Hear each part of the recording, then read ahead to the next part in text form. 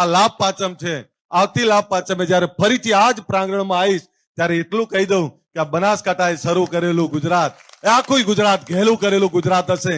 આ યાત્રા ના રોકાવાની છે ના ઉભી રહેવાની છે. તમને એ કહેવા આવું 26 જાન્યુઆરી જીએમડીસી ગ્રાઉન્ડ ભર્યું હતું એને 10 વર્ષ થાય છે. અહીં બેઠેલા બધા આગેવાનોના આમંત્રણ છે અને આખા ગુજરાતના તમામ આગેવાનોના આમંત્રણ છે મારું. અને કોઈએ મને પૂછ્યું કે ટાઈમ શું રાખ્યો આપણે, તો 26 જાન્યુઆરી આવતા રાતના 3 વાગે સભા રાખી છે આપણી.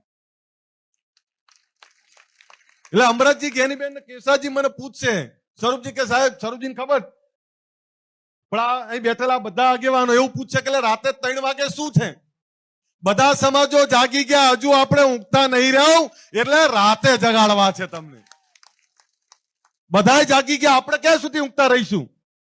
ભેગું થવું છે ને રાતના 3 વાગે. રાતે 3 વાગે ભેગા થશો ને તો આખો દેશ જોશે કે આ શું વરી રાતના 3 વાગે થવું છે ભેગા. કેટલા આવવાના છે? હાથ ઊંચા કરીને તાળીઓ પાડો. અને શહેરવાળા જેવી સ્ટાઇલિશ નહીં, અવાજ આવો જોઈએ એવી તાળીઓ પડવી જોઈએ.